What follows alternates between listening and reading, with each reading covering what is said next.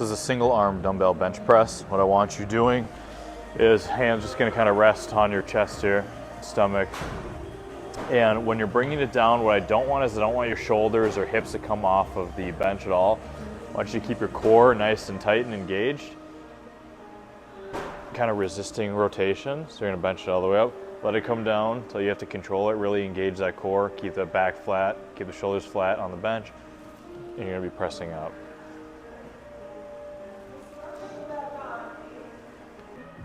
This is called a split stance kettlebell squat with rotation. So I'm gonna have you kind of stagger stance.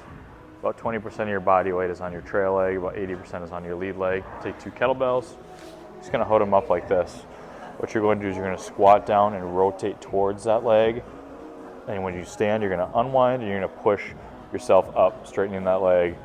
What I want you to feel is I want you to feel the weight of kind of the distribution of your pushing and loading is gonna be right in the middle of your foot. So I don't want it on the toes or on the heel, anything like that. I want it to be pushing and loading directly through the middle of the foot as we're standing up. This is a seated Arnold press. If you have a bench that can change heights and incline, you can do it slightly inclined if you want to. Otherwise, you can just do it sitting straight up and down. What we're gonna be doing here is nice up and down. You're gonna do a bicep curl, turn the hands, overhead press, bring it back down, turn the hands back, an eccentric bicep curl. Straighten the arms all the way, rotate, press overhead, eccentric bicep curl like that. This is called a banded backswing. Just gonna take a band like this, put it under your lead leg, so it's under my left foot. I'm gonna get in a good golf posture position. What I'm doing with my right arm here is I'm bringing it behind myself kind of as far as I can, really engaging and pulling that shoulder blade back, not trying to go vertical with it. A little bit vertical, but really trying to maintain a lot of width. This arm is gonna stay straight. This other arm is gonna come and intercept the band. I'm gonna be pushing at a 45-degree angle away from my body. So from the side, it's gonna kind of look like this. So I'll show you from the front and from the side. So it's gonna be this arm's gonna go nice and high and wide. This arm's gonna intercept. Pushing to a nice wide backswing. Nice and stable, good. Pushing out. Unwind. Really stable in the lower body. From the side, what it's gonna look like here. It's gonna be in this position, nice and wide, pushing at a 45-degree angle. Feeling a good load in the lower body, as well as trying to maintain width with the upper body. This is called a Pallof press. It's an anti-rotational core stability exercise. What you're gonna do is you can use a band or you can use a cable machine with a handle, whatever works best for you. Outside hand is gonna be holding on to the cables. Inside hand is just gonna kind of go for a ride here. So what you're gonna do is you're gonna pull this to the middle of your body, get in a good athletic stance, keep the core engaged. You're gonna push your arms straight in front of you in a straight line, hold for 2 seconds, and bring it back. Straight in front of you, hold for 2 seconds, and then you're gonna bring it back. Maintaining most of that pressure on that outside hand. Your core is gonna be nice and tight, resisting the rotation, so I don't want you trying to pull this way or letting it pull you back. Everything is just in a straight line as you're doing this.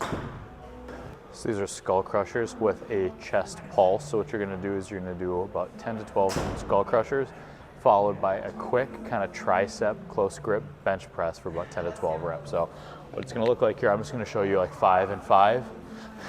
Lay on your back. If you don't have a bar like this, you can use dumbbells as well, but a closer grip as you're doing this. Laying the bar down and extending. The upper arm isn't moving, just the lower arm. You're just straightening the elbows. Let's do 4, 3. Here's 4, then you're gonna bring it in.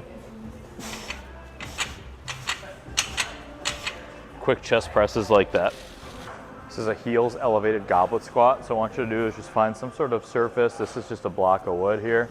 My heels are elevated about 1.5 to 2 inches off the ground.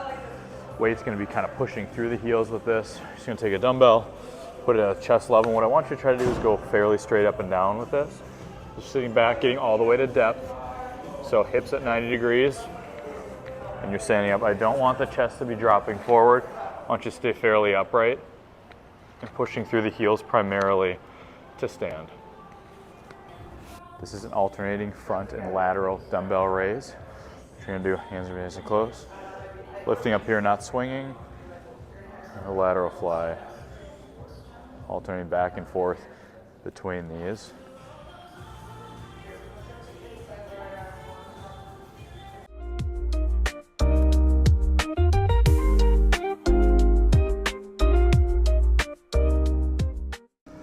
This is an overhead dumbbell pullover. What I want you to focus on is a couple things. One, keeping the elbows fairly straight. You're not going to be bending and using the arms like a tricep extension. It's going to be more of a lat exercise. And again, the other thing is going to be the core and flattening the lower back into the bench. So I'll kind of show you what that looks like here. So I'm going to hold the dumbbell overhead like this. What you're going to do is you're going to extend over the top. It's going to cause your low back to arch a little bit. So what I want you to do is when you're pulling it over, engage that core, flatten low back into the table, and pull over. So you're going to engage the lat muscles as well as the low back at the same time. So this is going to go on a stretch. Low back's going to arch some, then engage the low back, flatten it to the ground, and pull this overhead. Arch it over. Again, I'm not using my elbows, I'm using my lat muscles to do a pull over overhead. This is a single leg glute bridge. You can use a barbell over the hips if you want to. You can use a dumbbell holding just on the hip as well. I'm showing you on a physio ball. You can also use a bench if you want to, or some sort of other elevated platform if you would like. But I like the physio ball because it adds another level of stability here. But we're going to be single leg. So we're going to be dropping the hip down, driving that left glute up, dropping the hip down. You have to control it. Driving that hip up. So if you have a bar or a dumbbell, you have to add another layer of stability here, but really focusing on getting that good hinging pattern, isolating the single leg side. This is a kettlebell plank pull through. So what you're going to be is just kind of in a high push-up position like this. Feet spread apart a little bit. Your low back and the hips, I don't want you moving very much side to side. They're going to try to stay as stable as you can. So what you're going to do is you're going to be doing a pull through. So this arm's going to come up, engage the core, pull it across the body. Keep the low back fairly stable. Reach, pull it across. Back and forth is considered 1 rep. This is just a lat pull down. So I want your hands a little bit wider, not super wide, but I want a big chest, pulling your elbows down towards your hips, really engaging those lat muscles, get a good stretch out of there, pulling it all the way down. If you have the ability to do single arm by just adding an attachment, you can go ahead and also kind of alternate. If you want to do double arm one day and alternate, do like a single arm a different day, that's totally fine with me. So this is an abduction lateral leg lift. What you're going to do is whatever leg is closest to what you're holding on to is your stabilizing leg. Outside leg is the moving leg. So if you see my knee position is in line with my body. It's not forward, it's not super far extended behind me. What I'm going to do is I'm just going to freely hang this weight. I'm going to lift this leg as high as I can to the outside. Let's slowly return. So I'm actually going to be working a little bit of both sides. It's somewhat of a stability drill, but I don't want you to lose your balance, so you don't need to go single leg, like no hands here. But you're just going to be lifting up kind of as high as you can at a nice steady pace. And all the way back down, targeting the lateral glutes. You'll do both sides on this as well. This is called a kettlebell core march. What you're gonna do is you're gonna take a kettlebell, you can take a dumbbell as well, but you're gonna just be keeping your body nice and upright, and you're gonna be marching, okay? It's easier, the closer the weight is to your body, the farther away you get the weight away from your body, the more you have to engage your core to keep yourself upright.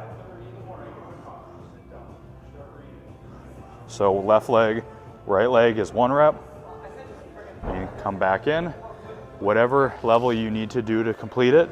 Getting closer is easier. Further away from your body is harder. I don't want you to lose your posture by leaning forward or having to lean backwards to hold it up. Really engage your core and try to stay straight up and down. This is called a bird dog row. So you're going to hold the weight in the exact same hand as whatever knee is on the bench. Okay, and what you're going to do is you're going to lean forward. You're going to have a pretty solid grip with this hand on there. This back leg is going to be nice and straight. So you're engaging the core, stay nice and stable. And you're going to be doing a row, a bird dog row. Try not to rotate the body too much. We're really engaging the core and maintaining posture here as you go through, and then you'll do the opposite side as well. So this is just a barbell, or you can use dumbbells, an RDL. So what I want you to do on this one is your knees are ever going to still slightly unlock. From this unlocked position, they're not going to bend anymore or straighten anymore at all. You're going to be hinging, pushing the glutes back, keeping this close to your body. You should feel a good little hamstring stretch in the back there. Once you're at that position, you're going to drive your hips forward, engaging the glutes to stand. Okay, so I don't want this to be like a low back exercise. I want it to be more of a glute hamstring exercise. If you get a lot heavier with weight, it's going to turn into the low back a little bit, but I want you primarily focused on that hinging and driving hamstrings and glutes. So a good stretch down here, good little hamstring stretch, locked into this position, back's nice and flat, driving the hips forward to stand.